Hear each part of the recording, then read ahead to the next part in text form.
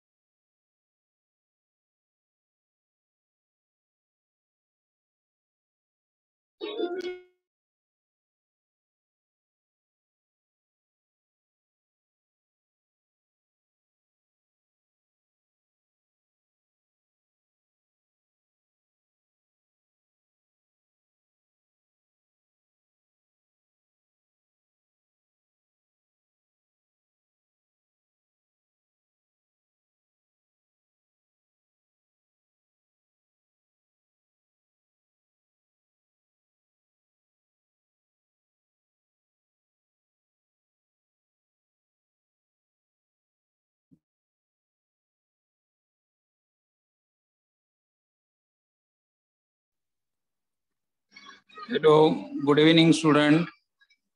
Good evening, sir. Good evening, sir. Okay, we'll start now.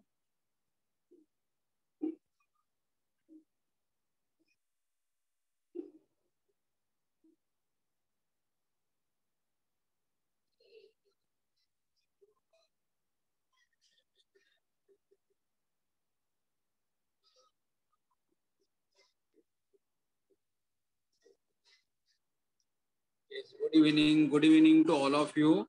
I will continue with the yesterday's lecture, the Monday's lecture. It is a continuation of the Monday's lecture. Sorry for inconvenience. Monday मतलब my Wi-Fi was not working, तो इसीलिए I had to मतलब I was not able to join the meeting.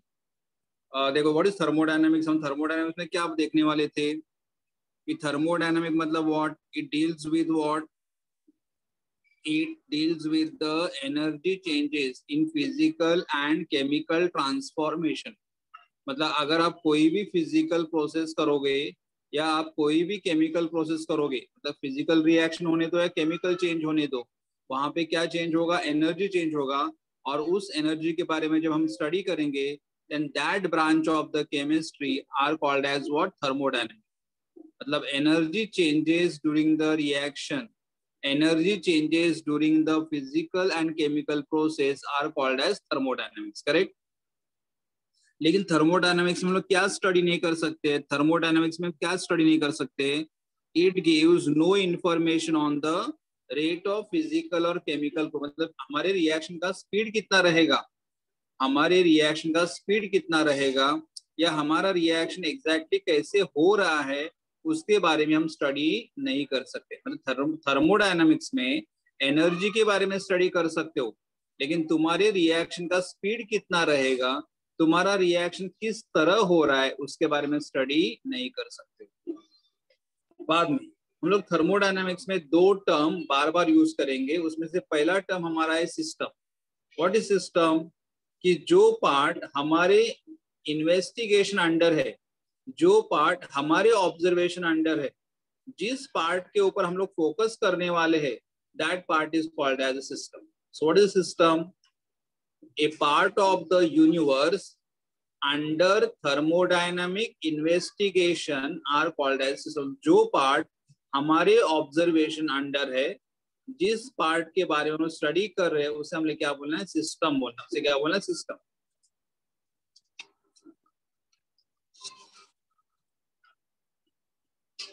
उसके बाद क्या देखा था? Surrounding. What is surrounding? Surrounding का मतलब क्या था? All other parts of the universe, मतलब यूनिवर्स का ही पार्ट, लेकिन जो सिस्टम से अलग है, सिस्टम के अलावा जो भी पार्ट बचेगा उसे हम क्या बोलेंगे? सराउंडिंग बोलेंगे। So all other part of the universe outside the system are called as a surrounding. एक फॉर एग्जांपल, सिंपल एग्जांपल है कि अगर आप घर पे बैठ रहे हो तो आप घर पे सबको कंट्रोल में रख सकते हो, हमारे घर में क्या हो रहा है हम लोग ऑब्जर्व कर सकते हैं, तो हमारा घर हमारे लिए क्या बनेगा? सिस्टम बनेगा। लेकिन हमारे घर के बाहर का जो पार्ट है, हमारे बिल्डिंग का जो बाकी का पोर्शन है, या हमारे एरिया का जो बाकी का पोर्शन, जहाँ पे हमारा कंट्रोल नहीं है, वहां पे हम लोग कुछ भी नहीं कर सकते, वो पार्ट हमारे लिए क्या बनेगा? सराउंडिंग बनेगा। तो वेरी सिंपल, जो हमारा एक्सपेरिमेंट है, जो पार्ट हमारे ऑब्जर्वेशन अंडर है, उससे हम क्या बोलोगे? सिस्टम बोलोगे। और हमारे सिस्टम के अलावा जो भी पार्ट है, उसे आप क्या बोलोगे? सराउंडिंग बोलोगे। क्या बोलोगे? सराउंडिंग। फिर अभी हमें डिस्कस करना है कि टाइप्स ऑफ सिस्टम, हमें डिस्कस करना है types of system. 1 minute.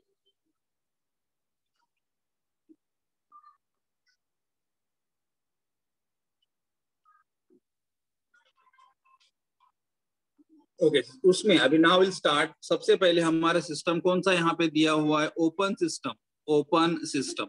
Now what is open system here? उसका मीनिंग क्या मैंने लिखा था यहाँ पे? System which exchange both energy and matter with the surrounding। मतलब जो सिस्टम अपना एनर्जी और अपना मैटर सराउंडिंग के साथ एक्सचेंज करेगा, उसे हम लोग क्या बोलेंगे? ओपन सिस्टम बोलेंगे। Open system. अभी एग्जांपल देखो। एग्जांपल क्या?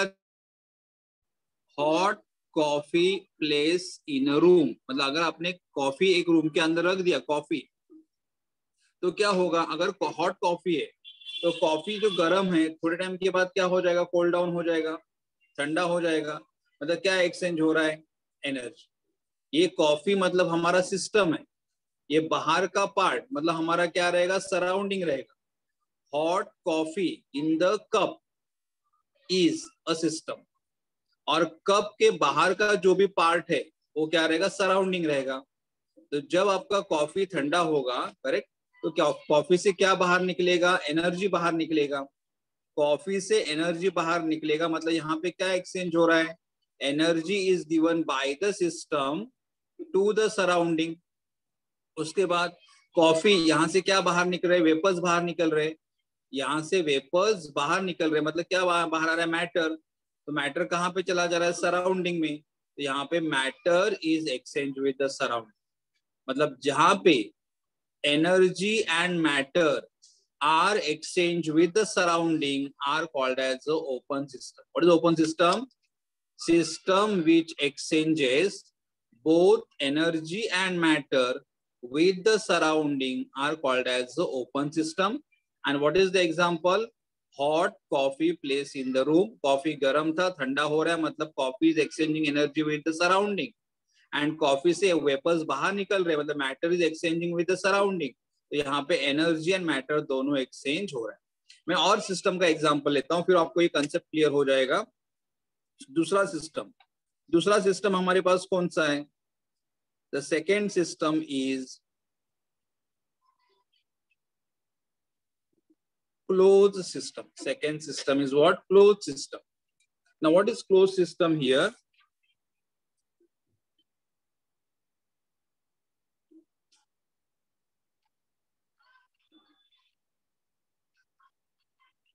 System that exchange energy and not the matter with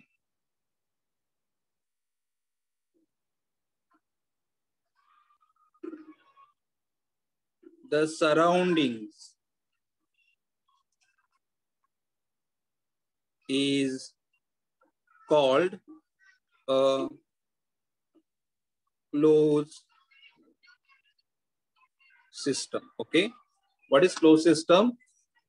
देखो, सिस्टम दैट एक्सचेंज, यहाँ पे खाली क्या एक्सचेंज होगा? एनर्जी एक्सचेंज होगा, मैटर एक्सचेंज नहीं होगा विद द सराउंडिंग.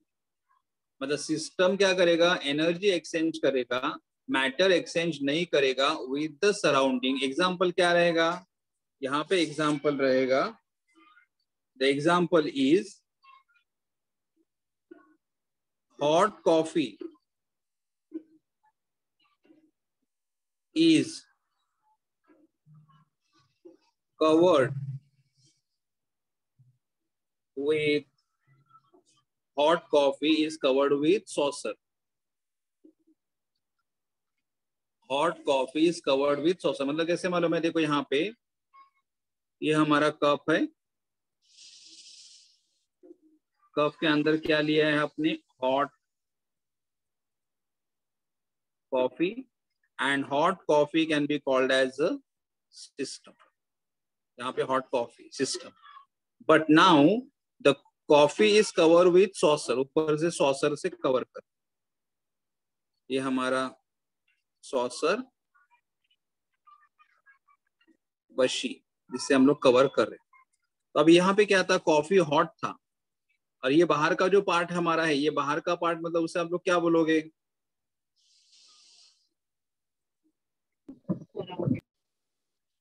सराउंडिंग बोलोगे. जो बाहर का पार्ट है उसे आप क्या बोलोगे? सराउंडिंग बोलोगे. तो अभी देखो, ये कॉफी जो गर्म है, ये कॉफी जो गर्म है थोड़े टाइम के बाद ठंडा हो जाएगा. थोड़े टाइम के बाद ठंडा हो जाएगा, मतलब ये जो कॉफी है, कॉफी से क्या बाहर निकलेगा? एनर्जी बाहर निकलेगा. और ये एनर्जी, हीट एनर्जी जो बाहर निकलेगा वो कहाँ पे चला जाएगा? सराउंडिंग के पास. कॉफी हमारा सिस्टम है, कॉफी ठंडा हो रहा है, मतलब कॉफी से क्या बाहर निकलेगा? एनर्जी. कौन सा एनर्जी? हीट एनर्जी बाहर निकलेगा. And coffee will cool down to normal temperature. मतलब energy is given by the system to the surrounding.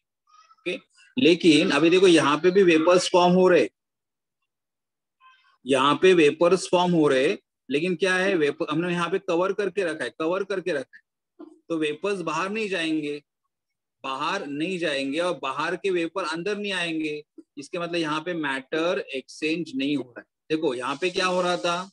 Vapours बाहर निकल के जा रहे थे, मतलब क्या एक्सचेंज हो रहा था? मैटर. लेकिन यहाँ पे क्या हो रहा है? ये कप को हम लोगों ने सॉसर से कवर करके रख दिया, इसलिए अंदर वेपर्स है, अंदर वेपर्स है, लेकिन ये वेपर्स बाहर नहीं जा रहे. और ये वेपर्स बाहर नहीं जा रहे, करेक्ट, वेपर्स बाहर नहीं जा रहे थे, इसीलिए ये अंदर के अंदर ही रहेंगे. इसलिए यहाँ पे क्या हो रहा है? मैटर एक्सचेंज हो रहा है. आपको पता चल रहा है what is close system? A system that exchange only energy and not the matter with the surrounding are called as a closed system. Are called as a closed system. Correct. Example क्या देना पड़ेगा आपको? Hot coffee, but coffee is covered with a sauce. आपको दोनों इसमें difference समझ में आ रहा है बच्चों? ओपन सिस्टम और क्लोज सिस्टम में? Yes, sir. Yes Yes, sir. Okay.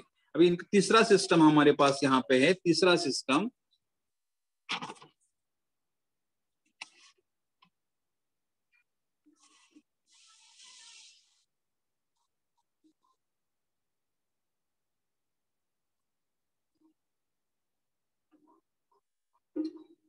isolated system. Isolated system मतलब what? Here a system that does not allow exchange of either energy or matter with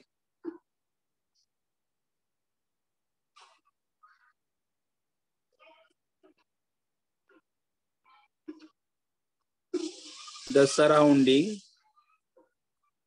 is an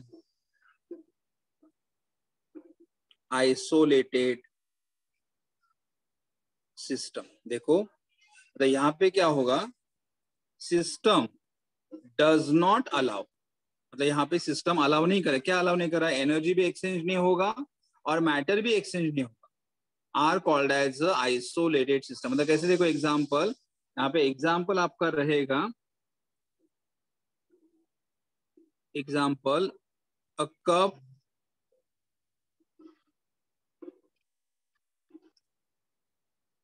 containing hot coffee, cup containing hot coffee covered with a saucer, covered with a saucer is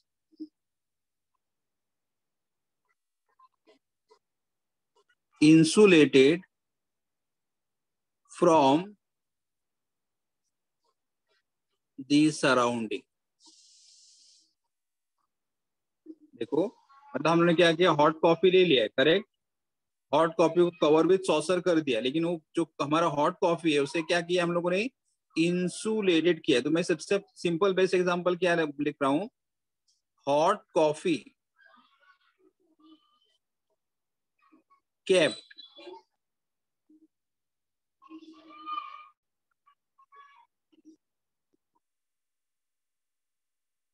hot coffee kept in thermos flask.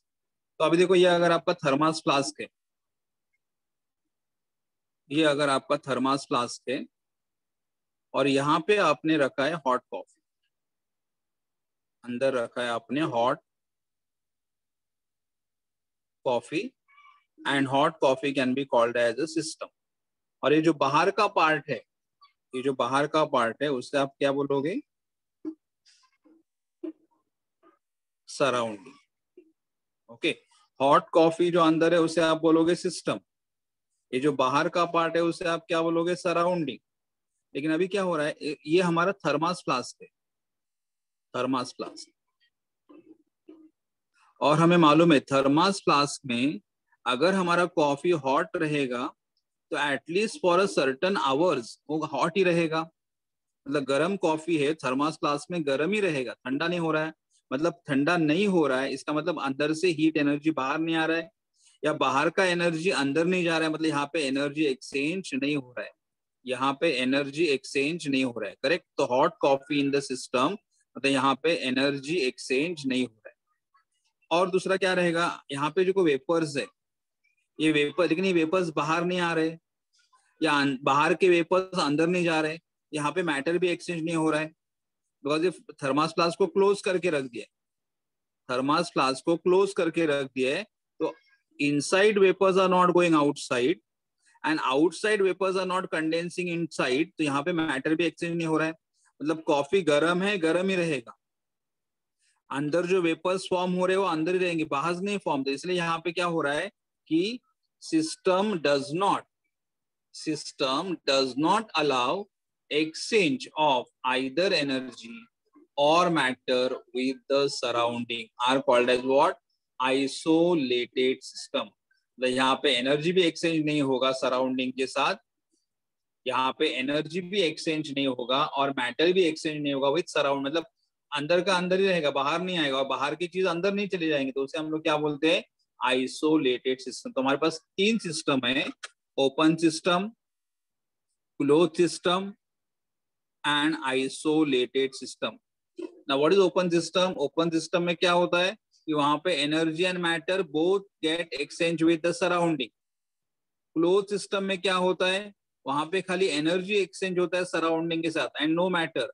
और isolated में क्या होता है? Neither energy nor matter get exchange with the surrounding. Neither energy nor matter get exchange with the surrounding. Okay?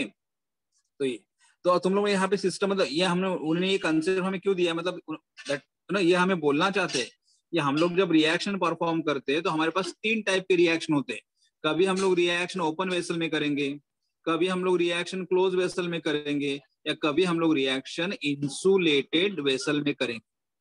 मतलब sometime we will perform the reaction in the open vessel, तो हमारा open system होगा, sometime we will perform the reaction in the close vessel, तो close system रहेगा, and sometime we may perform the reaction in insulated vessel, तो वो हमारा रहेगा isolated system। तो आपके 3 सिस्टम के बारे में समझ में आ गया? Yes. So open system और closed system में मैटर एनर्जी का चेंज तो मुझे समझा कि एक हायर पोटेंशियल पर रहता है, लोअर पोटेंशियल, बट मैटर का एक्सचेंज कंटिन्यू चलता ही रहेगा। किस चीज की बात कर रहे हो? कौन सी इसकी बात कर रहे हो? ओपन सिस्टम, मतलब मैटर का एक्सचेंज कब तक चलता रहेगा? वो सिस्टम के सराउंडिंग मैटर का एक्सचेंज कब तक चलता रहेगा? यस। हाँ, एक मिनट। देखो, ये हमारा हॉट कॉफी है, ये हॉट कॉफी का टेम्परेचर कितना रहेगा? May be 50 degree, correct. और ये हमारा सराउंडिंग है, रूम टेम्परेचर है।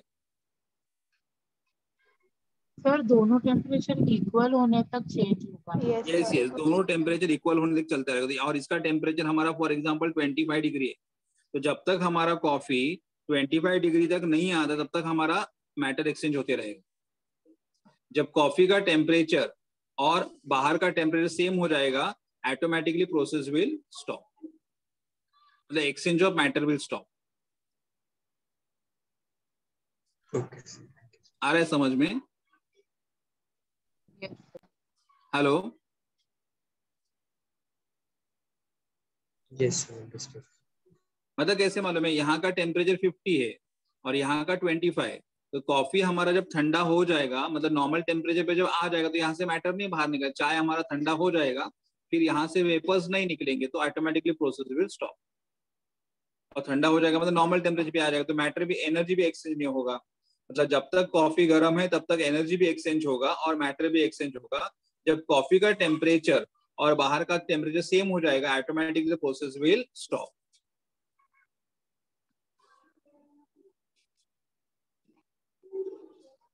यस बच्चों, आ रहे समझ में? Aditya?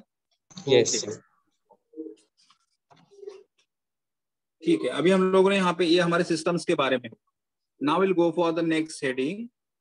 The next heading is, देखो यहाँ इस चैप्टर में स्मॉल टर्म्स है, लेकिन सारे टर्म्स आपको आने चाहिए। मतलब प्रॉपर्टीज ऑफ सिस्टम, अभी हमें स्टडी करना है सिस्टम के प्रॉपर्टीज के बारे में, properties of the system, and in that the first one is extensive property. The first one is what? Extensive property. Now what is extensive property here? Extensive property means what? extensive property. I'll write down the meaning first. A property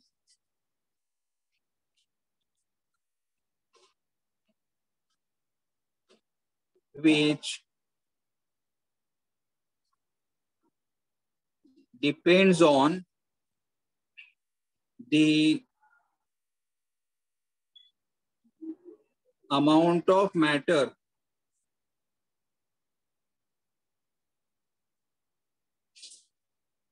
present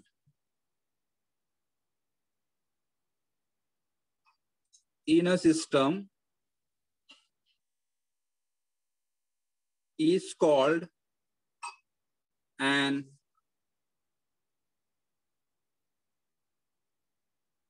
extensive property. Correct? What is extensive property? A property which depends on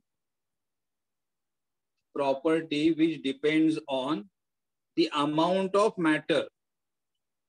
हमारे system में कितना matter है, हमारे system में कितना matter है, मतलब कितना अमाउंट है, उसके ऊपर जो प्रॉपर्टी डिपेंड करेंगे उसे हमें क्या बोलना है, extensive property.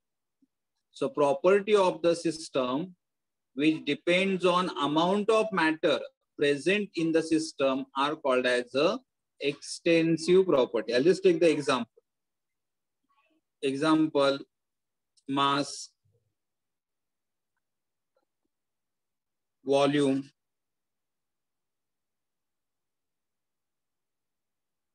internal energy,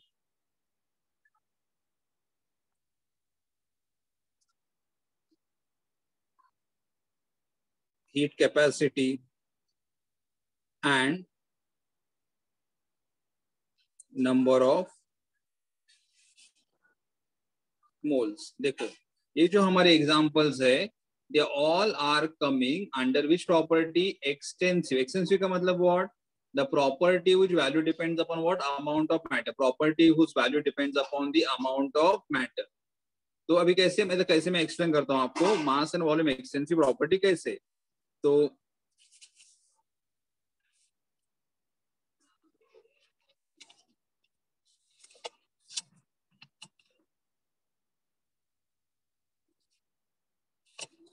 first beaker है, ये फर्स्ट बीकर, यहाँ पे आपने फॉर एग्जांपल वाटर लिया, वाटर,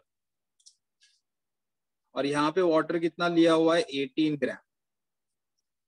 ये आपके पास दूसरा बीकर है, यहाँ पे भी आपने वाटर लिया हुआ है, सेकेंड बीकर, लेकिन यहाँ पे वाटर कितना लिया हुआ आपने, 36 ग्राम. 36. तो आपको पता चलेगा फर्स्ट बीकर हैज लेस, तो वाटर अगर 18 ग्राम है तो अगर इसका वॉल्यूम मेजर करोगे तो वॉल्यूम क्या रहेगा, लेस रहेगा, और इसका वॉल्यूम क्या रहेगा, ज्यादा रहेगा. मतलब अमाउंट, अगर हमारा वाटर कम है, वाटर अगर कम रहेगा तो वॉल्यूम, अगर यहाँ पे ये मास 18 ग्राम, वॉल्यूम कितना रहेगा, 18 ml. यहाँ पे मास कितना रहेगा, 36 ग्राम. यहाँ पे वॉल्यूम कितना रहेगा, 36 ml. मतलब मुझे क्या बोलना है, अगर हमारे पास लेस वाटर है, लेस वाटर, तो लेस वाटर मतलब क्वांटिटी अगर कम रहेगा, अगर हमारे पास वाटर का क्वांटिटी अगर कम रहेगा तो वाटर का मास भी कम रहेगा, वाटर का वॉल्यूम भी कम रहेगा. लेकिन अगर हमारे पास वाटर का क्वांटिटी ज्यादा है तो मास भी ज्यादा रहेगा, वॉल्यूम भी ज्यादा रहेगा. दूसरा, अगर वाटर, ये हुआ मास के बारे में, ये हुआ वॉल्यूम के बारे में. अभी इंटरनल एनर्जी, तो ठीक है, कम वाटर है मतलब वाटर का एनर्जी भी कम रहेगा, और यहाँ पे ज्यादा वाटर है मतलब वाटर का एनर्जी क्या रहेगा, ज्यादा रहेगा. तो less amount of the water means water will have the less energy, and more amount of the water means water will have the more energy. उसके बाद हीट कैपेसिटी, यहाँ पे हीट कैपेसिटी लेस रहेगा, यहाँ पे हीट कैपेसिटी ज्यादा रहेगा. And number of moles, number of moles का फॉर्मूला क्या होता है, नंबर ऑफ मोल्स का फॉर्मूला होता है mass divided by molar mass. तो यहाँ पे मास कितना आ रहा है,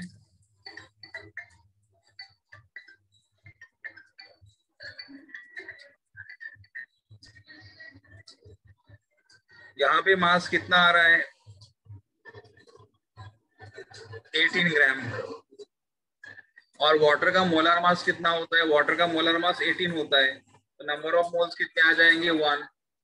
और यहाँ पे अगर मैं नंबर ऑफ मोल्स कैलकुलेट करूंगा तो यहाँ पे फॉर्मूला क्या आएगा, मास अपॉन मोलर मास। मास कितना रहेगा 36, वाटर का मोलर मास कितना होता है 18। मोलर मास कैसे निकालते हैं आपको मालूम है, वाटर का मोलर मास देखो, वाटर H2O,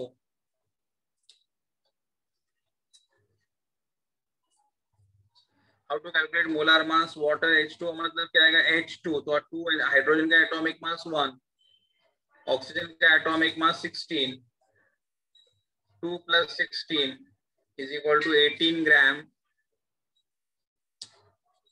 पर मोल। तो हाइड्रोजन का एटॉमिक मास 1, 1 × 2, ऑक्सीजन का एटॉमिक मास 16, 16 × 2 = 18, 16 + 2 18, तो ये 18 कितना आएगा 2 मोल, यहाँ पे आएगा 2 मोल और यहाँ पे आएगा 1।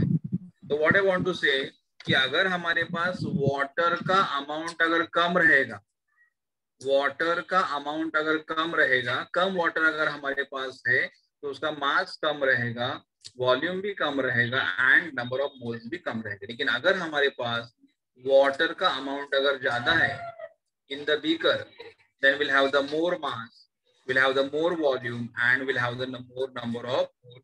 ये हमारे extensive property। What is extensive property?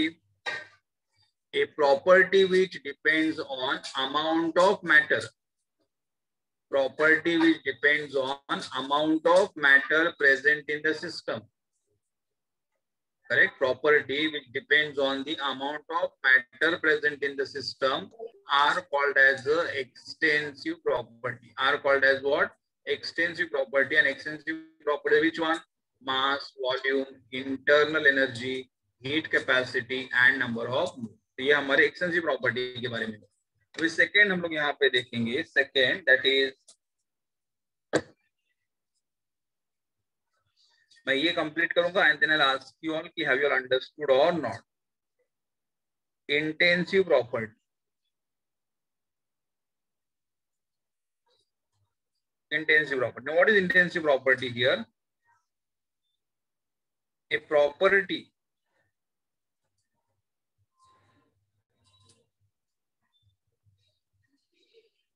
which is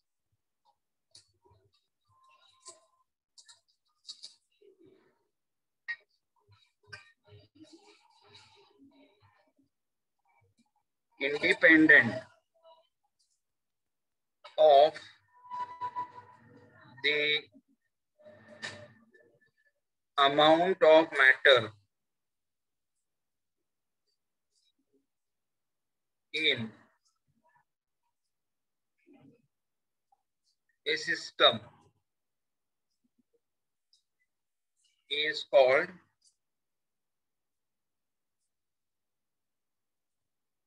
intensive property। I'll explain what is intensive property। A property which is independent, मतलब does not depend on amount। Extensive में क्या था, प्रॉपर्टी डिपेंड्स अपॉन अमाउंट, और intensive में क्या है, property independent of the amount, मतलब does not depends upon the amount of matter in the system. मतलब हमारे सिस्टम में कितना मैटर है, हमारे सिस्टम में कितना मैटर है उसके ऊपर प्रॉपर्टी डिपेंड नहीं करेंगे। उस प्रॉपर्टी को आपको क्या बोलना है, इंटेंसिव। देखो आई स्टैंड फॉर इंडिपेंडेंट, अगर आप कंफ्यूज हो गए तो मालूम होना चाहिए आई स्टैंड फॉर इंडिपेंडेंट, मतलब ये प्रॉपर्टी हमारे मैटर के ऊपर डिपेंड नहीं करेंगे। एग्जाम्पल कौन कौन से हैं, then will take the example. Pressure,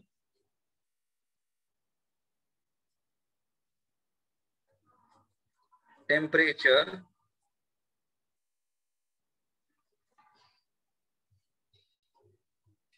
surface tension,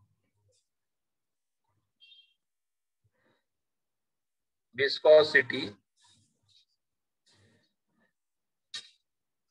melting point,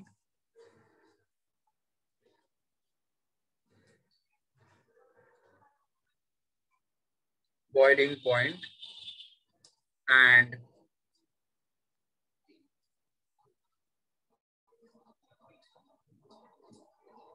specific heat. तो यहाँ पे कौन कौन से एग्जाम्पल है?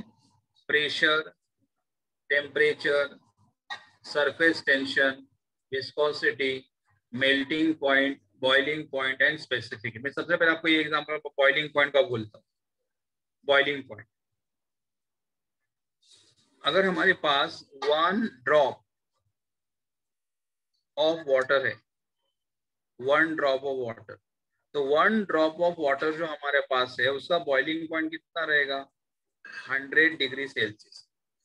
तो अगर हमारे पास पानी का एक ड्रॉप है तो कितने टेम्परेचर पे बॉइल होगा? 100 पे बॉइल होगा। सो boiling point of the water is 100 degree Celsius, क्योंकि एक ड्रॉप। अगर मैंने बोला कि हमारे पास 1 बीकर, एक बीकर है, बीकर फिल्ड विथ वाटर, तो बीकर में जो पानी है, बीकर फिल्ड विथ वाटर, उसका भी बॉइलिंग पॉइंट कितना रहेगा? 100 डिग्री रहेगा। अब beaker filled with the water 100 degree रहेगा। और अगर आपके पास बड़ा बकेट है, बकेट फिल्ड विथ वाटर रहेगा, तो उसका भी बॉइलिंग पॉइंट 100 डिग्री आएगा। मतलब whether we have the less amount of the water or we have the more amount of the water, the boiling point of the water remains the same. Boiling point remains, does not depends upon the amount. आप melting point ले लो, अगर ice का हमारे पास छोटा टुकड़ा रहेगा उसका melting point कितना रहेगा? 0 डिग्री। या अगर हमारे पास आइस का बड़ा पीस रहेगा उसका भी मेल्टिंग पॉइंट 0 डिग्री रहेगा।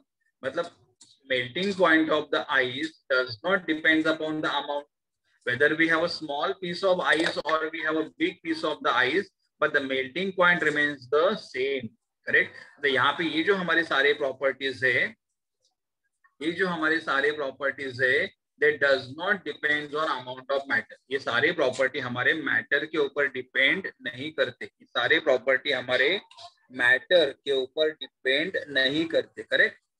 तो इसीलिए हमें उनको क्या बोलना है? Intensive property. इंटेंसिव मतलब इंडिपेंडेंट ऑफ मैटर। ओके, और एक एग्जांपल अगर आप लेना, देखो यहाँ पे कंफ्यूज मत होना। ओके, और एक एग्जांपल अगर आपको लेना चाहते हो तो विस्कोसिटी। देखो विस्कोसिटी मतलब कि अपना जो फ्लूइड, अभी वाटर का एक ड्रॉप, देखो ऑयल का एग्जांपल, ऑयल का एक ड्रॉप लोगे तो उसके अंदर जो स्टिकीनेस है, या ऑयल का पूरा कैन लोगे तो उसके अंदर जो स्टिकीनेस है वो रिमेन द सेम। मतलब ऐसा है क्या कि ऑयल का एक ड्रॉप है इसलिए वो थिक नहीं रहेगा, और ऑयल ज्यादा है इसलिए वो थिक रहेगा नहीं, विस्कोसिटी रिमेन्स द सेम। मतलब whether we have 1 drop of the oil और we have the 1 litre of the oil, but the viscosity of the oil remains the same. या और एक एग्जांपल लो, हनी।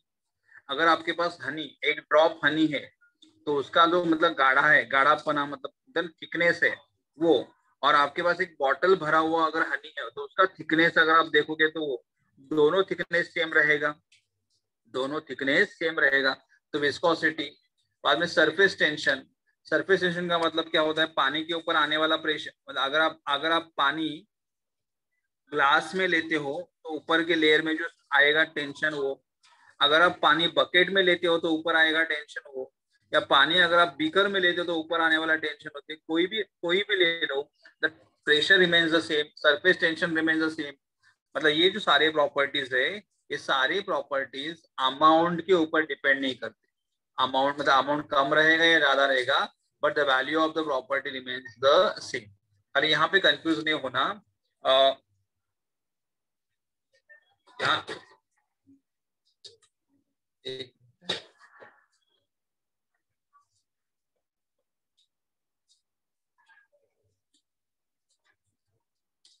यहाँ पे एग्जांपल क्या था? Heat capacity. Heat capacity is a extensive property. और यहाँ पे एग्जांपल क्या है? Specific heat. Specific heat is a intensive property. दो, ये खाली यहाँ पे दोनों में कंफ्यूज मत।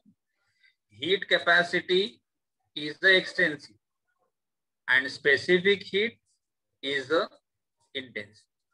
तो आपको ये दोनों प्रॉपर्टी में डिफरेंस समझ में आ रहा है क्या? कि जो प्रॉपर्टी मैटर के ऊपर मतलब मैटर के अमाउंट के ऊपर डिपेंड करेंगे उन्हें हमें क्या बोलना है? एक्सटेंसिव बोलना है।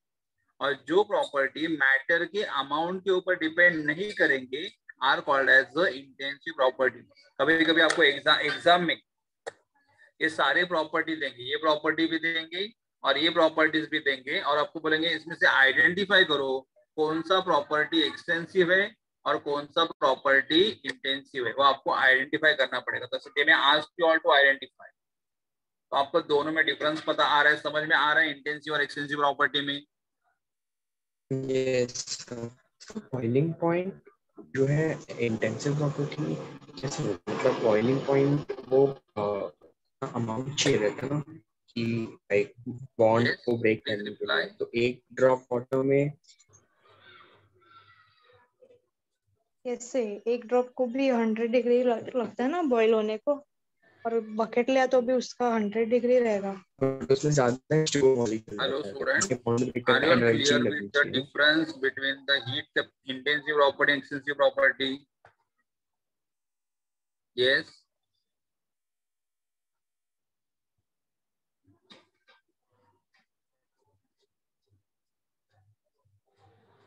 Are you all able to hear me? Yes, sir. Yes, sir. Hello, मेरा आवाज आ रहा है आपके पास? Yes, sir. Yes. Yes sir. Yes. Hello, मैं आवाज नहीं आ रहा, मेरा आवाज आ रहा है क्या आपको? Yes, sir. Yes. 1 मिनट।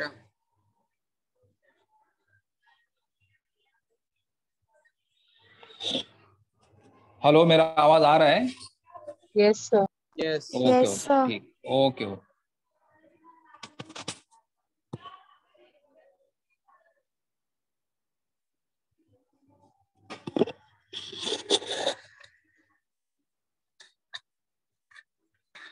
तो आपको बच्चों डिफरेंस समझ में आ गए इंटेंसिव और एक्सटेंसिव प्रॉपर्टीज में? Yes. Yes sir, extensive property में इंटरनल एनर्जी का कोएफिशिएंट है। अच्छा okay, what is the heat capacity? हाँ, एक मिनट।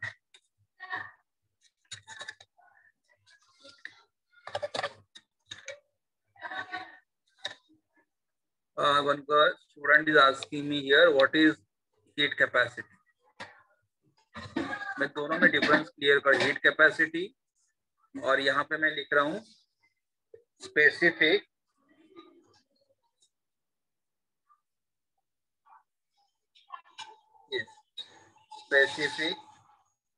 Heat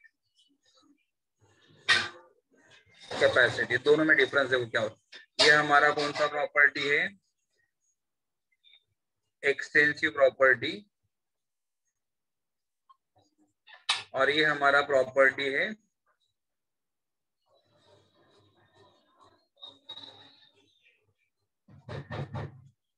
intensive. अभी हीट कैपेसिटी का मतलब क्या रहेगा कि अगर हमारे पास यहाँ पे 18 ग्राम वाटर है, तो 18 ग्राम वाटर को अगर हम लोग हीट करेंगे और दूसरी बीकर में हमारे पास यहाँ पे 36 ग्राम वाटर है और मुझे यहाँ पे हीट करना है, तो मुझे यहाँ पे हीट करना है up to what temperature? 25 degree Celsius, sorry 30 degree Celsius, और मुझे यहाँ पे भी हीट करना है 30 डिग्री सेल्सियस। देखो पहले बीकर में क्या लिया है? 18 ग्राम ऑफ वाटर, और मुझे कहाँ तक हीट करना है? 30 डिग्री तक। स्टार्टिंग का टेम्परेचर कितना रहेगा वाटर का? 25 डिग्री, और यहाँ पे भी स्टार्टिंग का टेम्परेचर कितना रहेगा? 25 डिग्री। तो अभी देखो दोनों बीकर में वाटर है, दोनों बीकर में वाटर है। फर्स्ट बीकर में 18 ग्राम वाटर है, सेकेंड बीकर में 36 ग्राम वाटर है। दोनों का स्टार्टिंग टेम्परेचर सेम है, लेकिन मुझे दोनों को कहाँ तक हीट करना है? मुझे दोनों वाटर को 30 डिग्री तक हीट करना है। मुझे दोनों को 30 डिग्री तक हीट करना है, 30 डिग्री तक हीट करना है। तो now you tell me, first beaker और second beaker, which beaker will require more heat to reach the temperature to 30 degree? कौन से बीकर को हमें ज्यादा हीट सप्लाई करना पड़ेगा और कौन से बीकर को कम हीट सप्लाई करना पड़ेगा? सेकेंड बीकर को ज्यादा लगेगा। हेलो, तो आवाज नहीं आ रहा है, मतलब तो आप आंसर दे रहे हो कि नहीं दे रहे हो? तो मुझे समझ में नहीं आ रहा है क्यों साउंड के साथ प्रॉब्लम है दे कि रहे हैं hello answer. Sir. Hello. yes, second beaker will require the more heat. Second beaker will require the more heat. अच्छा, you are replying, okay okay, एक मिनट देखता हूँ earphone। बच्चों एक मिनट, शायद कुछ वो साउंड का प्रॉब्लम हुआ है। हाँ 1 मिनट है, मुझे आवाज नहीं आ रहा है शायद मेरा, मैं ईयरफोन लगाता हूँ, रुको 1 मिनट।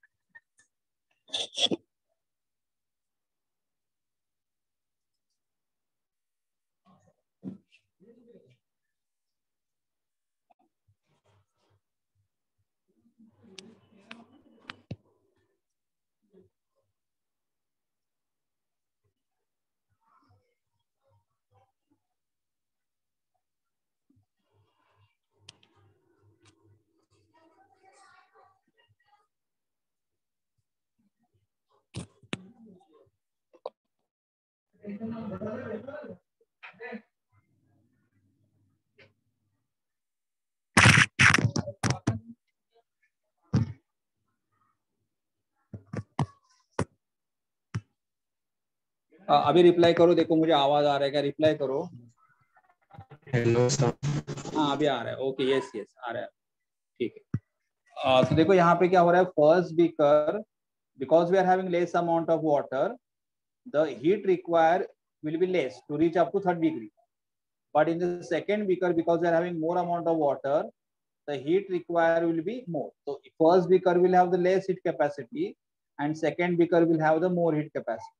Okay, ये हमारा हीट कैपेसिटी। हीट कैपेसिटी किसके ऊपर डिपेंड करेगा? अमाउंट के ऊपर, मतलब मैटर के अमाउंट के ऊपर डिपेंड करेगा। Because we are having less amount of water here we will have the less heat capacity, less heat capacity, and here we'll have the more heat capacity, correct? अभी यहाँ पे देख intensive में specific heat capacity is a which property? Intensive property. Specific heat is a intensive property. Okay, अभी intensive मतलब intensive का इसका specific heat का मतलब क्या होता है कि यहाँ पे हम लोग जो वाटर लेंगे, वाटर उसका अमाउंट कितना रहेगा? 1 ग्राम। हमने वाटर कितना लिया? 1 ग्राम। और वाटर का स्टार्टिंग का टेम्परेचर कितना लेंगे? 15 डिग्री सेल्सियस। और हमें इंक्रीज कहाँ तक करना है? 16 डिग्री सेल्सियस।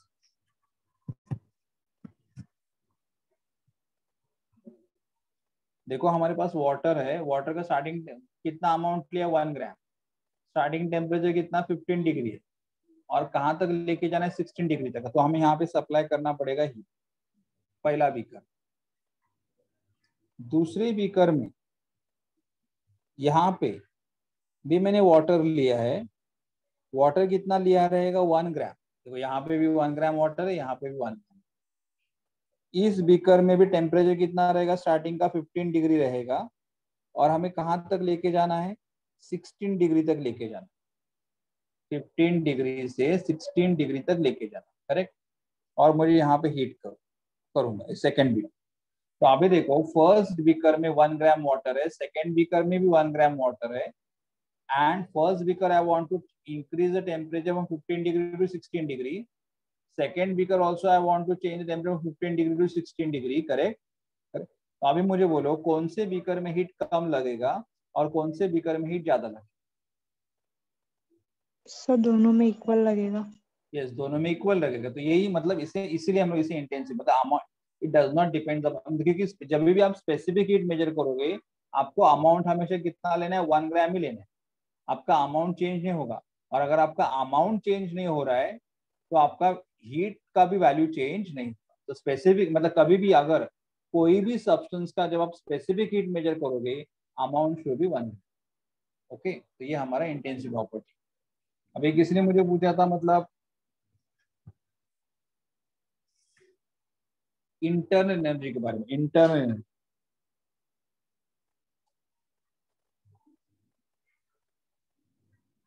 तो इंटरनल एनर्जी कौन सा प्रॉपर्टी है?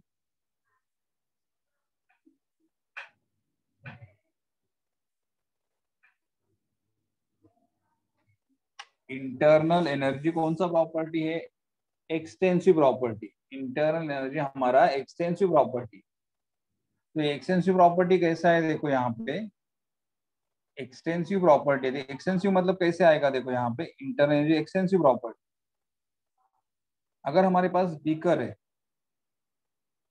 18 ग्राम ऑफ वाटर है, और दूसरे बीकर में यहाँ पे वाटर है but 36 gram of the water, तो यहाँ पे भी वाटर है, यहाँ पे भी वाटर है, but only difference is what, यहाँ पे हमारे पास 18 ग्राम वाटर है और यहाँ पे हमारे पास 36 ग्राम वाटर है। तो internal energy is the extensive, मतलब depend on amount of water. तो हमारे पास कम वाटर रहेगा तो कम एनर्जी रहेगा, वाटर के पास जो एनर्जी है वो कम है। और अगर हमारे पास वाटर का अमाउंट ज्यादा रहेगा तो वाटर का एनर्जी भी ज्यादा रहेगा। तो फॉर एग्जाम्पल, सिंपल एग्जाम्पल दो, देखो कि अगर आपके मतलब डैम में से अगर पानी आ रहा है, तो डैम में से पानी अगर बहुत स्पीड से आ रहा है तो वो हमें पुश करके लेके चला जाएगा, क्योंकि पानी के अंदर बहुत एनर्जी होता है। लेकिन अगर कोई सिंपल रिवर है, रिवर से पानी अगर आ रहा है और उस पानी में अगर आप खड़े हो तो आप फ्लो नहीं हो सकते हो, क्योंकि आपके पास रिवर में वाटर स्लोली फ्लो हो रहा है। तो रिवर वाटर अगर स्लोली फ्लो हो रहा है तो with that flow you will not go away. लेकिन डैम से अगर पानी आ रहा है तो it is flowing with the more amount, so more energy, तो in that will go away with the water. मतलब अगर हमारे पास पानी कम रहेगा, तो पानी कम रहेगा मतलब पानी के अंदर वाटर मॉलिक्यूल्स भी कम रहेंगे, वाटर मॉलिक्यूल्स भी कम रहेंगे तो वाटर का एनर्जी भी कम रहेगा। लेकिन अगर हमारे पास ज्यादा वाटर है, तो वाटर मतलब ज्यादा वाटर रहेगा तो वाटर मॉलिक्यूल भी ज्यादा रहेंगे, और वाटर मॉलिक्यूल अगर ज्यादा रहेंगे तो वाटर का एनर्जी भी ज्यादा रहेगा। इसीलिए internal energy is a extensive property. Okay, आ रहा है समझ में?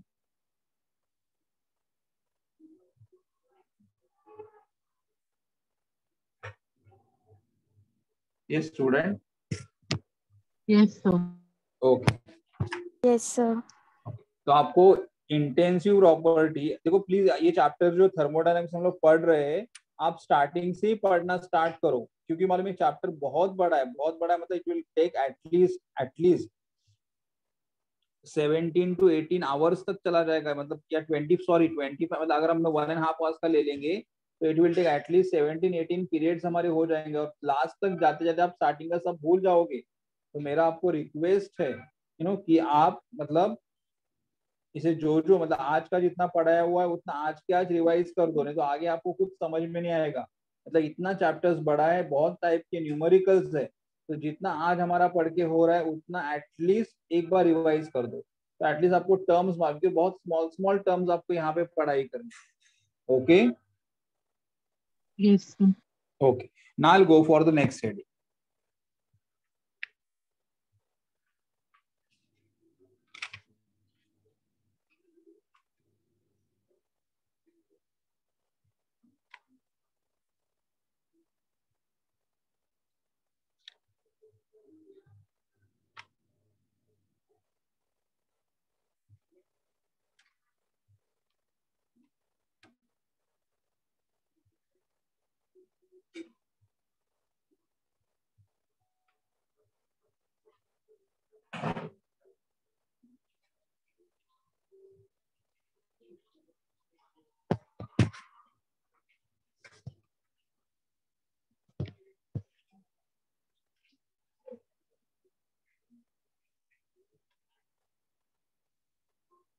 यस, अभी हमें नेक्स्ट क्या स्टडी करना है, स्टेट फंक्शन। स्टेट फंक्शन मतलब क्या होता है, सबसे पहले हम यहाँ पे देखेंगे कि अगर हमारे पास एक यहाँ पे कंसेप्ट, यहाँ पे गैस है, ओके, और gas is enclosed in cylinder and cylinder is fitted with the piston. ये हमारा पिस्टन है। पिस्टन मतलब जो ऊपर नीचे हो सकता है, और यहाँ पे गैस है,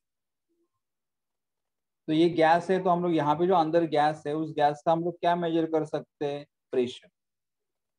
फॉर एग्जाम्पल गैस का प्रेशर कितना रहेगा, 1 बार। यहाँ पे गैस है, हम लोग गैस का क्या मेजर कर सकते हैं, वॉल्यूम। फॉर एग्जाम्पल वॉल्यूम कितना रहेगा, 1 dm। और यहाँ पे गैस अंदर है, उसका हम लोग क्या टेम्परेचर मेजर कर सकते हैं, टेम्परेचर कितना रहेगा, 300 केल्विन। तो देखो ये जो हमारे मतलब कैसे लिया है example, gas is enclosed in a cylinder. Gas is enclosed in a cylinder. मतलब गैस को अंदर रखा है और ऊपर पिस्टन लगा के रखा है, पिस्टन ऊपर नीचे हो सकता है। तो अभी देखो यहाँ पे प्रेशर कितना दिया हुआ है, 1 बार P1। गैस का वॉल्यूम कितना रहेगा, 1 dm V1। और गैस का टेम्परेचर कितना रहेगा, 300 केल्विन। Correct, 300 kelvin. ये हमारे गैस का क्या रहेगा, इनिशियल स्टेट। ये हमारा रहेगा initial state.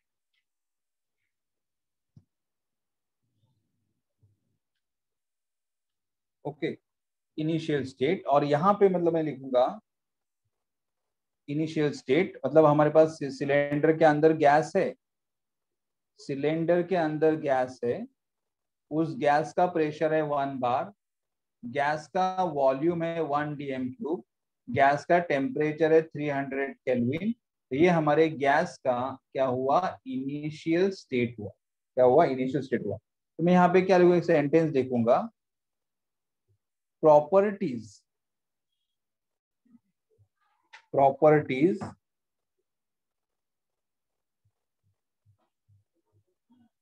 defining the state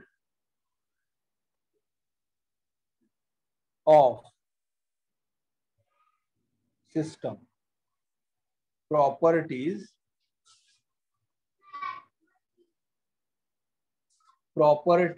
defining the state of system are state function.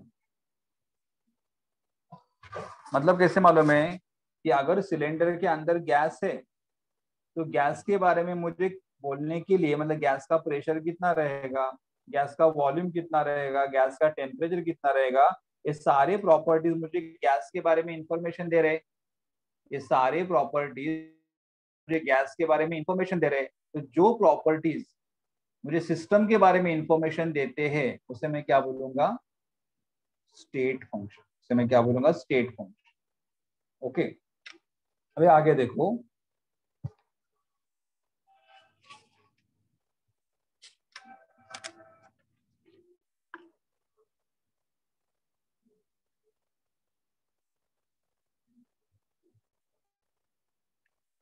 यहाँ पे हमारा प्रेशर P1 है, P1 प्रेशर इज 1 बार। और यहाँ पे मैं ऐसा लिखता हूँ, सिलेंडर के अंदर गैस एनक्लोज किया हुआ है और cylinder is fitted with the piston.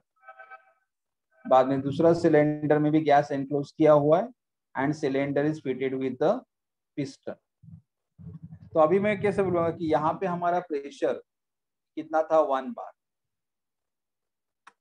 यहाँ पे वॉल्यूम कितना था, 1 dm। Temperature 300 kelvin. फिर आपने, और ये हमारा था इनिशियल स्टेट। ये हमारा था इनिशियल स्टेट, मतलब हमारे पास गैस है, सिलेंडर के अंदर गैस है और गैस का प्रेशर कितना है, 1 बार, गैस का वॉल्यूम कितना है, 1 dm³ और गैस का टेम्परेचर कितना रहेगा, 300 केल्विन। और ये हमारा इनिशियल स्टेट। मैंने यहाँ पे क्या किया, फिर बाद में गैस का प्रेशर 2 एटमॉस्फेयर में मेजर कर सकते हो, लेकिन 2 बार कर दिया। 2 बार गैस का प्रेशर 2 बार कर दिया। जो स्टार्टिंग में 1 बार था उसे क्या गया, 2 बार डबल कर दिया। तो यहाँ पे भी गैस ही है, सेम गैस, खाली गैस के ऊपर क्या बढ़ा दिया, प्रेशर बढ़ा दिया। कितना प्रेशर कर दिया, 2 बार। तो प्रेशर अगर बढ़ा दोगे तो वॉल्यूम डिक्रीज होगा, बिकॉज हमें मालूम है pressure and volume are inversely proportional to each other. Pressure and volume are inversely proportional to each other. Pressure अगर हमारा 2 बार हो जाएगा तो वॉल्यूम जो 1 dm क्यूब है वो 0.5 dm क्यूब हो जाएगा, वॉल्यूम हाफ हो जाएगा। एंड टेम्परेचर चेंज नहीं हो रहा है, टेम्परेचर कितना रहेगा 300 केल्विन रहेगा। और ये हमारा फाइनल स्टेट, ये हमारा फाइनल स्टेट, मतलब ये हमारे गैस का इनिशियल कंडीशन था और ये हमारा गैस का फाइनल कंडीशन। तो what we are doing, we are going from initial state to a final state. We are going from a initial state for a final state. यहाँ पे क्या कर देखेंगे, मैं अभी मीनिंग लिखता हूँ। The property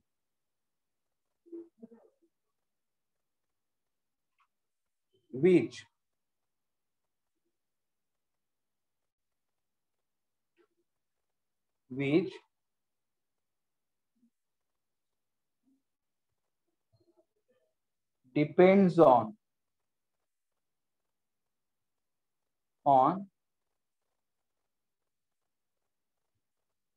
depends on the state of a system and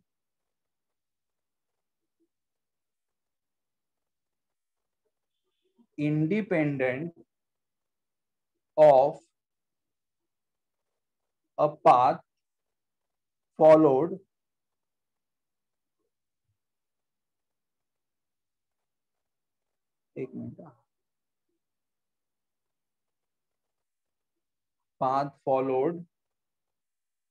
to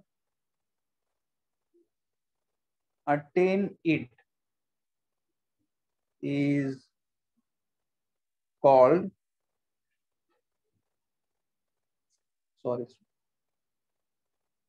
state function। मतलब स्टेट फंक्शन किसको बोलोगे, देखो स्टेट फंक्शन किससे बोलो, the property which depends on the state of the system. मतलब अगर हम ये देखो, हमारा ये सिस्टम है तो हमारे सिस्टम का pressure P1, volume V1, temperature T1, ये हमारा इनिशियल स्टेट हुआ। बाद में थोड़े टाइम के बाद हम लोगों ने प्रेशर चेंज किया तो ये हमारा फाइनल स्टेट हुआ, pressure P2, volume V2, temperature T2।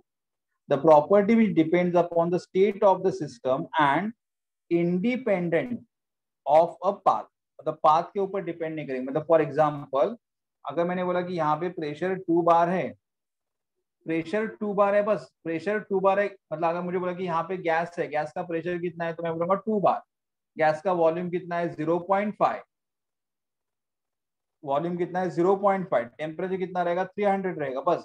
लेकिन ये प्रेशर 2 बार कैसे हुआ, कि 1 बार से 2 बार हुआ या 5 बार से 2 बार हुआ, वो हमारे लिए इंपॉर्टेंट नहीं है। मतलब जो प्रॉपर्टी कैसे चेंज हुआ वो हमें इंपॉर्टेंट नहीं, मतलब हमारे लिए पाथ इंपॉर्टेंट नहीं। बस अभी मेरे सामने गैस रखा हुआ है, मेरे सामने गैस रखा हुआ है, तो गैस का प्रेशर कितना है मुझे मालूम है, गैस का वॉल्यूम कितना है मुझे मालूम है, गैस का टेम्परेचर कितना मुझे मालूम है, लेकिन ये कैसे आया वो मेरे लिए इंपॉर्टेंट नहीं है।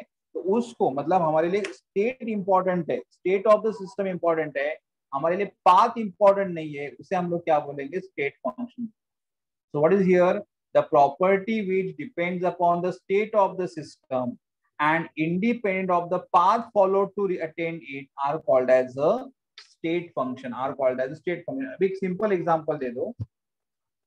अभी हम लोग मतलब ठीक है हम लोग 11th में मिले नहीं, लेकिन अभी फॉर एग्जांपल ऐसे बोल सकते, स्टूडेंट ब्लर दिख रहा है क्या, ये क्लियर दिख रहा है? नहीं सर, क्लियर है। क्लियर है, ओके ठीक। तो अभी एक एग्जांपल देखो आप, कि सपोज फॉर एग्जांपल कोई लड़का 11th में था, 11th स्टैंडर्ड में उसने पढ़ाई बिल्कुल नहीं किया, या बहुत मस्ती करता था, लेक्चर अटेंड नहीं करता था, 11th का उसको कंडीशन। 12th में आने के बाद बहुत एक वही सेम बच्चा, सेम चाइल्ड बहुत सिंसियर हो गया, बहुत अच्छी तरह से पढ़ने लगा, रेगुलर लेक्चर अटेंड करने लगा, सारे टेस्ट देने लगा, अटेंडेंस 100% होने लगा।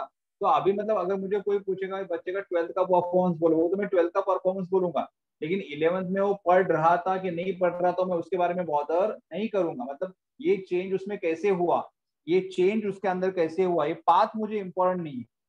मुझे इतना मालूम है कि ये बच्चा अभी मेरे क्लास में पढ़ रहा है, अभी पढ़ाई में बहुत सिंसियर है, रेगुलर लेक्चर अटेंड कर रहा है, एग्जाम का स्कोर अच्छा लेके आ रहा है, तो मेरे लिए स्टेट अभी का इंपॉर्टेंट है। ये चेंज कैसे हुआ, वो 11th में क्या कर रहा था, वो आगे 13th में क्या करेगा, वो मेरे लिए इंपॉर्टेंट नहीं है। मुझे क्या इंपॉर्टेंट है, current state of a system. बस अभी बच्चा मेरे सामने पढ़ रहा है, ये मेरे लिए इंपॉर्टेंट है। ये चेंज कैसे हुआ, 11th में नहीं पढ़ रहा था, 12th में पढ़ रहा है, अरे कैसे देखो फाइंड आउट, पाथ नहीं। हाँ 13 में जाके पढ़ेगा, नहीं पढ़ेगा नहीं, पाथ नहीं, मुझे पाथ नहीं चाहिए, मुझे बस मेरे सामने अभी है और मुझे सामने दिखाई दे रहा है, ये important. So what is state function, the property which depends on the state of the system and does not depends upon the path followed to attain it are called as a state function. तो हमारे जो values है, pressure, volume, temperature, ये हमारे क्या है, state functions है। ये हमारे क्या है, स्टेट फंक्शन है। What is state function, any property which depends upon the state of the system and does not depends upon the path followed to attain it are called as a state function, are called as a state function. आपको meaning समझ में आ रहा है state function का? Yes sir. मतलब जो आपके, मतलब मैं ऐसा बोलूंगा कि मेरे सामने पानी, अगर मैंने बोला कि मेरे सामने पानी है, यस, पानी का टेम्परेचर 25 डिग्री है, तो ये 25 डिग्री कैसे आया ये मुझे इंपॉर्टेंट नहीं, बस मेरे सामने पानी है, पानी का टेम्परेचर 25 डिग्री है, बस कि पहले 20 डिग्री था कि पहले 30 डिग्री था, वो मेरे लिए इंपॉर्टेंट नहीं।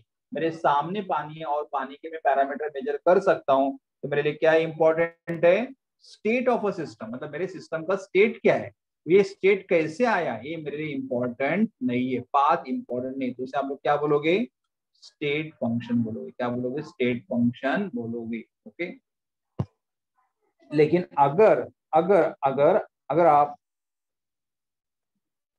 ये हुआ, लेकिन द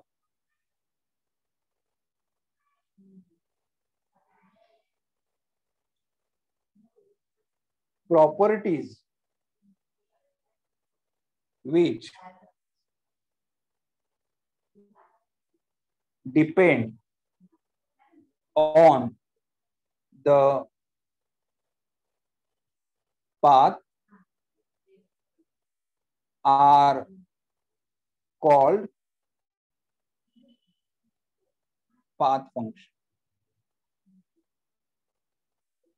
मतलब जो प्रॉपर्टी पाथ के ऊपर डिपेंड करेंगे, देखो ये यहाँ पे हमारे क्या है, यहाँ पे एग्जांपल क्या मैं लिखूंगा, प्रेशर, वॉल्यूम, टेम्परेचर, ये कौन से फंक्शंस है, स्टेट फंक्शन। मतलब ये हमारे स्टेट के ऊपर डिपेंड करे, पाथ के ऊपर डिपेंड नहीं करेंगे। लेकिन the properties which depends on the path are called as a path function। और path function हमारे पास दो है, one is the work and second one is the heat। ये कैसे path functions है ये हम लोग आगे वाले लेक्चर में देखेंगे। तो ये देखो, मतलब pressure, volume, temperature, they are state function, मतलब they does not depends upon the path, but whereas the work and heat are which function, path function, they depends upon the path। They depends upon the path, मतलब आप work कैसे perform कर रहे हो, आप heat कैसे exchange कर रहे हो, it depends upon the path and therefore they are called as a path function। They are called as a path function। So properties which depends on the path are called as the path function, are called as the path function। तो आपको state function and path function में difference समझ में आ रहा है? Yes sir. सो मतलब path function में जो करंट स्टेट ऑफ सिस्टम है वो भी, यहाँ पे, हाँ बोलो हाँ बोलो, हाँ ये पाथ फंक्शन में जो करंट स्टेट ऑफ सिस्टम है वो भी मैटर करेगा। हाँ पाथ, सॉरी, हाँ प्लीज रिपीट करो। सो पाथ फंक्शन में जो करंट स्टेट ऑफ सिस्टम है वो भी मैटर करेगा, और कैसे कन्वर्ट हुआ वो भी मैटर करेगा पाथ फंक्शन में। Yes sir. नहीं, करंट स्टेट मैटर करने से ज्यादा मैटर करेगा, पाथ मैटर करेगा। तुम करंट स्टेट तो मतलब ठीक है उसका नहीं, पाथ मैटर करेगा। आप कौन से, मतलब कैसे होगा मालूम है कि फॉर एग्जांपल यहाँ पे करंट स्टेट रहेगा, लेकिन पाथ अगर चेंज करोगे तो आपका फाइनल स्टेट चेंज हो जाएगा। पाथ चेंज करोगे तो आपका फाइनल स्टेट चेंज होगा। उसका हम लोग आगे वाले आगे वाले लेक्चर में जब एग्जांपल करेंगे तो पता चलेगा। वो टॉपिक ही है वर्क और हीट के ऊपर। तो इनिशियल स्टेट में भी सेम, देखो अगर आप पाथ चेंज करोगे तो इनिशियल स्टेट सेम रहेगा लेकिन फाइनल स्टेट चेंज हो जाएगा।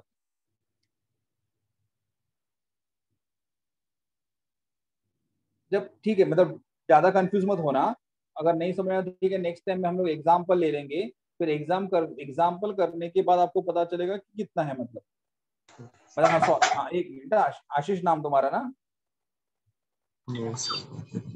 हेलो, क्या नाम है तुम्हारा? आदित्य। आदित्य, हाँ सॉरी। हाँ, मतलब पाथ फंक्शन में क्या रहेगा, पाथ फंक्शन में तुम्हारा इनिशियल स्टेट और फाइनल स्टेट सेम रहेगा, लेकिन पाथ चेंज होने के कारण क्या चेंज होगा, वर्क चेंज होगा।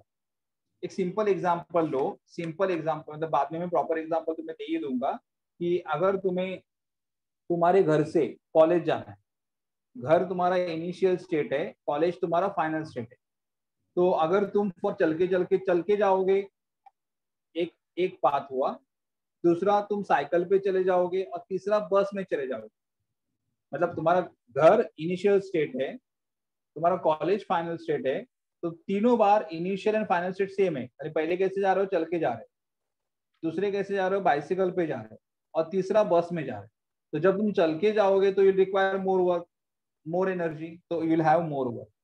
लेकिन जब तुम बस में चले जाओगे तो बस में जब चलोगे तो energy use by you will be less, so amount of work done will be what, less. तो work is a which function, path, मतलब तुम्हारा initial state final state same रहेगा, लेकिन because you are changing the path your work will change, work done by you will change.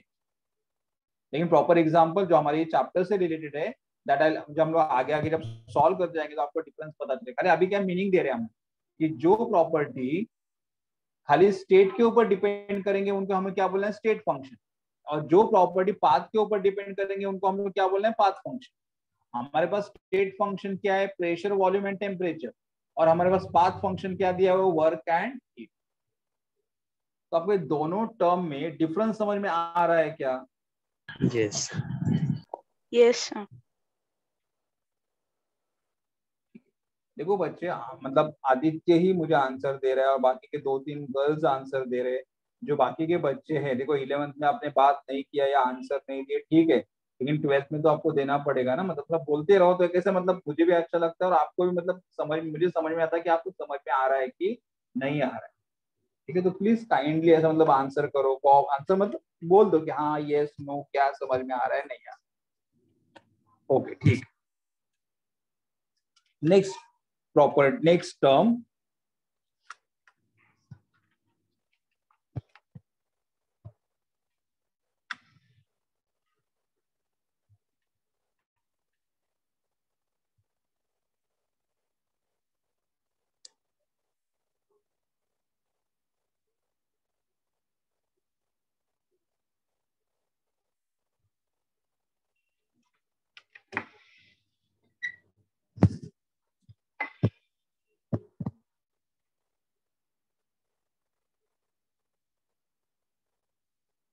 Okay. यहाँ पे हम लोग देखेंगे थर्मोडायनामिक इक्विलिब्रियम। इसका मतलब क्या होता है, देखिए thermodynamic equilibrium, a system is said to be in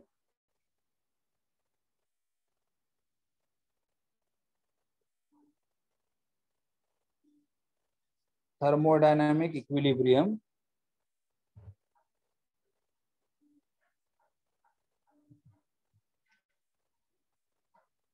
when its state functions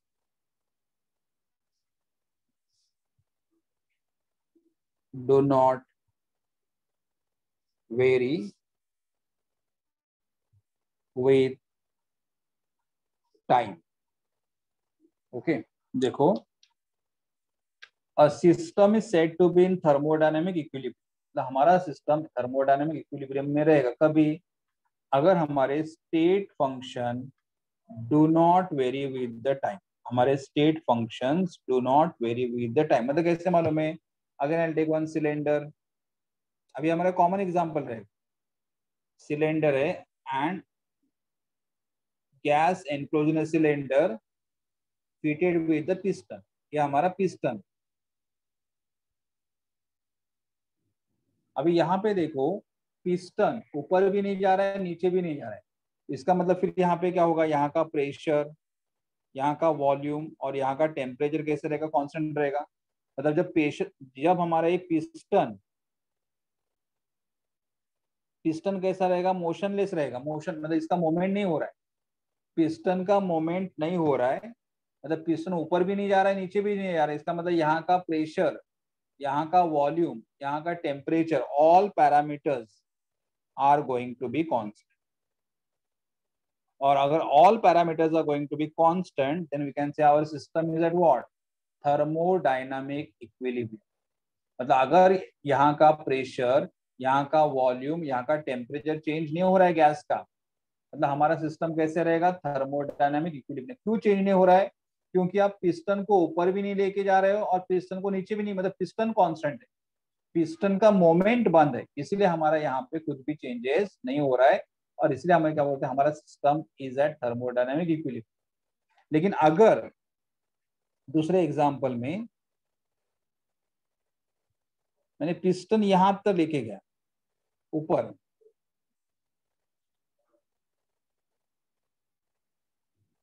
ये पिस्टन ऊपर जा रहा है, तो जब पिस्टन ऊपर जा रहा है, मतलब पहले पिस्टन यहाँ पे था, अभी धीरे धीरे यहाँ पे पहले पिस्टन था, पिस्टन धीरे धीरे ऊपर जाने लगा, मतलब गैस क्या हो रहा है, एक्सपांड हो रहा है।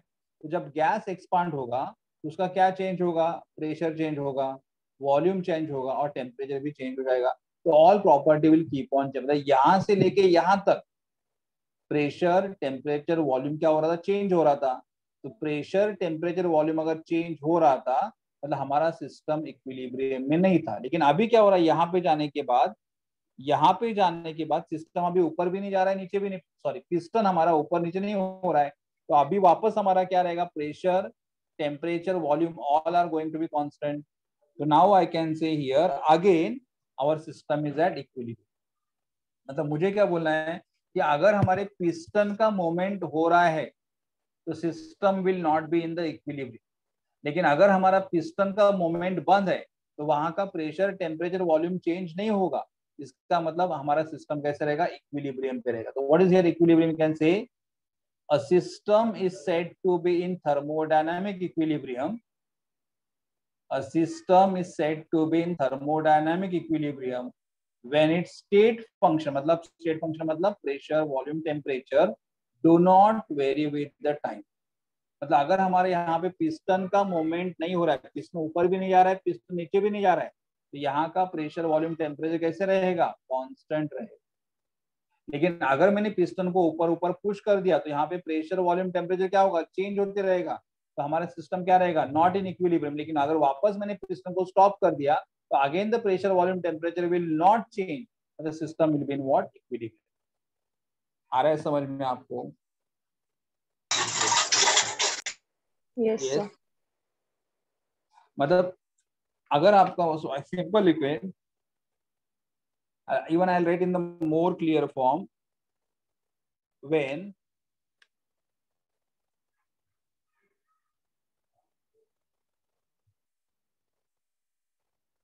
thermodynamic property do not change with time,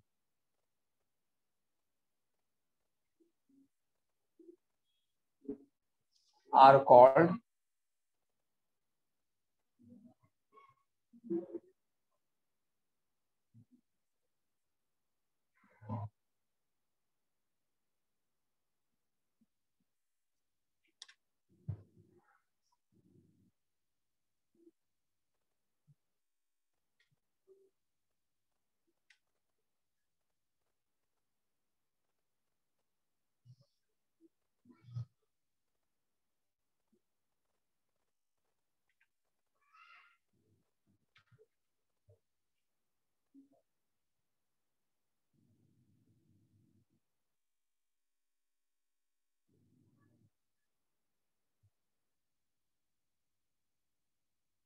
when thermodynamic property do not change with the time, when thermodynamic property do not change with the time, then it is called as thermodynamic equilibrium. अगर हमारे piston अगर move नहीं हो रहा है तो इसका मतलब यहाँ का प्रेशर, वॉल्यूम, टेम्परेचर कैसे रहेगा, कांस्टेंट रहेगा. तो दैट मींस हमारा system is in equilibrium. System, अब सिस्टम का मतलब क्या हुआ, ये हमारा सिस्टम है. Gas in the cylinder, cylinder के अंदर जो गैस है ये हमारा क्या रहेगा, सिस्टम रहेगा. और ये बाहर का जो भी पार्ट है ये हमारे लिए क्या रहेगा, सराउंडिंग रहेगा. गैस इन द सिलेंडर ये हमारे लिए क्या रहेगा, सिस्टम रहेगा. और बाहर का जो भी पार्ट है वो हमारे लिए क्या रहेगा, सराउंडिंग रहेगा. तो जब तक हमारा पिस्टन मूव नहीं हो रहा है तब तक यहाँ का pressure, volume, temperature, all properties are going to remain constant and that means the system is at equilibrium. लेकिन अगर आप पिस्टन को ऊपर पुश करते रहोगे या पिस्टन को नीचे पुश करोगे तो यहाँ का प्रेशर, वॉल्यूम, टेम्परेचर क्या होगा, चेंज हो रहेगा. अगर प्रेशर, वॉल्यूम, टेम्परेचर अगर चेंज हो रहा है तो इसका मतलब system is in non equilibrium. लेकिन वापस पिस्टन को मूवमेंट बंद कर दो, again all properties remain the same, तो उसे आप क्या बोलोगे, thermodynamic equilibrium. So what is thermodynamic equilibrium? A system is said to be in thermodynamic equilibrium when its state function do not vary with the time. मतलब हमारे thermodynamic properties time के साथ change नहीं होंगे, उसे हम लोग क्या बोलेंगे, थर्मोडायनामिक इक्विलिब्रियम. ओके, आपको समझ में आ रहा है इसका मतलब? Yes, sir. Yes sir. Yes, sir. Yes. देखो आज हम लोगों ने, देखो ये चैप्टर में ऐसे small small small small term के बारे में स्टडी करना है और बाद में चल के फिर आगे बड़े बड़े कंसेप्ट आ जाएंगे. तो आज हमने कौन कौन से कंसेप्ट किए, एक सिस्टम के बारे में देखा, बाद में सराउंडिंग के बारे में देखा, फिर हमारे पास 3 टाइप के सिस्टम है. कौन से 3 टाइप के सिस्टम है हमारे पास? हमारे पास 3 टाइप के सिस्टम है. कौन से 3 टाइप के सिस्टम है? Open system, close system, isolated system. yes, open system, close system and isolated system. उसके बाद हम लोगों ने क्या देखा था, प्रॉपर्टीज ऑफ सिस्टम देखे थे. प्रॉपर्टीज सिस्टम हमारे 2 प्रॉपर्टीज है, extensive property and intensive property. उसके बाद हम लोगों ने क्या देखा, स्टेट फंक्शन देखा एंड पाथ फंक्शन देखा. और अभी लास्ट में हम लोगों ने क्या देखा, थर्मोडायनामिक इक्विलिब्रियम के बारे में देखा. थर्मोडायनामिक इक्विलिब्रियम के बारे में देखा. ठीक है, तो देखो बच्चों, मैं आपको ये फोटो निकाल के भेज दूंगा. ठीक है, तो प्लीज प्लीज थोड़ा पढ़ाई कर दो. और टेक्स्ट बुक खरीद लिए क्या आपने? No sir, no. No, sir, सब not yet. दुकान बंद है, सब दुकान बंद है सर. 7 से 11 के बीच में ओपन रहते हैं ना? For PDF नहीं form. नहीं. Sir, we have the PDF of textbook. अच्छा, ये मतलब ई बार से मिला रहेगा ना आपको? Yes, sir. हाँ सर, हाँ. ठीक है, लेकिन अभी पीडीएफ से पढ़ लो. लेकिन तो अभी काम करो और एक वीक में बुक वगैरह खरीद के लेना और अपना ये पढ़ना स्टार्ट कर दो. ठीक है? Yes sir, yes.